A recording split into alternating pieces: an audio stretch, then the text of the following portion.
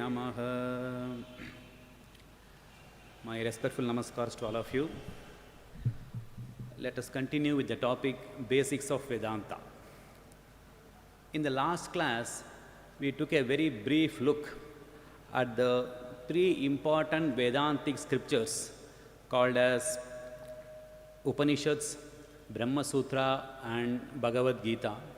These three are called as the tripod of the Indian thought. Well, now you see the ideas and the thoughts that are embedded in these Upanishads especially are very highly abstract, abstruse, and the meanings are very profound. Since the meanings are very profound, what happens is it eludes the understanding of a common man when he takes a cursory look at these texts. That's why the teachings is called as a secret teaching. Secret in the sense not it is mysterious, but this teaching is not available for the average mind when he looks at these things at a surface level. So that's what meaning by it is a secret and a sacred teaching. Now, in these Upanishads, you find ideas related to jnana, bhakti, karma, yoga. All these things are being scattered and spread over. Unless and until a systematization is made on these things, it is very, very difficult to understand.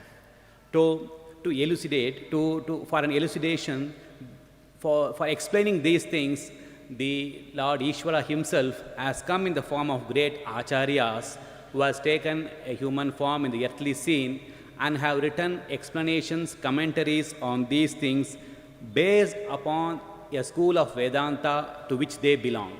That is called as the Parampara. So today my discussion is what are the three schools of Vedanta. Now, the three eminent schools of Vedanta are, one is the what is called as the Advaita Vedanta. The next one is what is called as the qualified Advaita Vedanta, which is called as Visishtadvaita, Advaita, Visishtadvaita, and Dvaita. Shankaracharya was the greatest exponent of the non-dualism.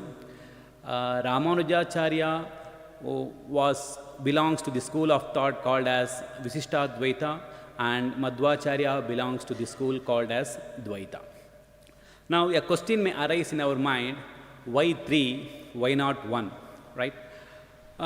You see, different human beings can think about the reality in different ways. The same quote cannot be fixed for all the people. So there can be various views. The scriptures especially speak of Jiva, Jagat and Ishvara. And for example, the God, each one has got his own idea of what God means. Somebody can say God is there in the image. Somebody can say God is there in the heaven. Somebody says God is there in the heart. And somebody says God is all-pervading. So the ideas may differ, but everything is right. That is what Sri Ramakrishna says. The fight begins when they say, my doctrine alone is right and others are wrong. My watch alone shows the correct time. That's what Sri Ramakrishna says. So the fights are in the non-essentials. The essentials are the same. Swami Vivekananda very beautifully said, I understood Vedanta when I saw the life of Sri Ramakrishna. Sri Ramakrishna's life was a living commentary of the Upanishads, and he was the spirit of Upanishads in the human form. That's what Swami Vivekananda said. Now coming back to the three schools of Vedanta, the essential core of all the three philosophies are same. All the three philosophies accepts that there is a reality, eternal reality, which is infinite, which is full of bliss, which is Chaitanya. Then what is the difference? So the difference is only between the relationship between the eternal reality and the Jagat and the Jiva. As I said, the scriptures talk about three things, Jiva, Jagat and Ishvara. So now what is the relationship between the Ishvara and the Jiva and the Jagat? There the difference comes. This is of course not a very essential thing, but that is the philosophy. So Dvaita philosophy says the God, the soul and the Jagat are eternally separate.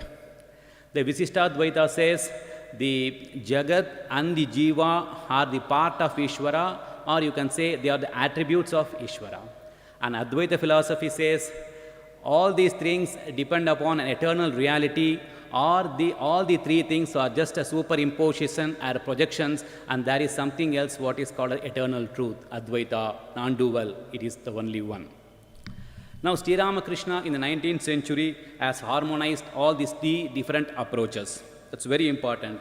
Swami Vivekananda's observation is very beautiful. He says, we have seen it all began, he talks about Sri Ramakrishna's life. He says, we have seen it all began with a personal extra-cosmic God, that is Kali. It went from the external to the internal cosmic God, the God immanent in the universe, and it ended up by identifying the soul with the God, that is Advaita, and making that one soul, that consciousness, a unit of all the various manifestations in the universe, which is the last word of Vedas. This is the life of Sri Ramakrishna. If you read the biography of Sri Ramakrishna, you can understand the gradual elevations of these ideas of Sri Ramakrishna about his sadhana. So it all began with dualism. It goes through a qualified non-dualism and ends up in perfect monism. So the conclusion is what? The conclusion is, according to Swami Vivekananda, Vedantic schools are not contradictory. They all necessitate each other, one fulfilling the other, and one, as it were, the stepping stone to the other, and the final is the Advaita, when the Tattvamasi is reached, thou art that. More in the next class. Arihi Om Tat Sat. Sri Ramakrishna Arpanamastu.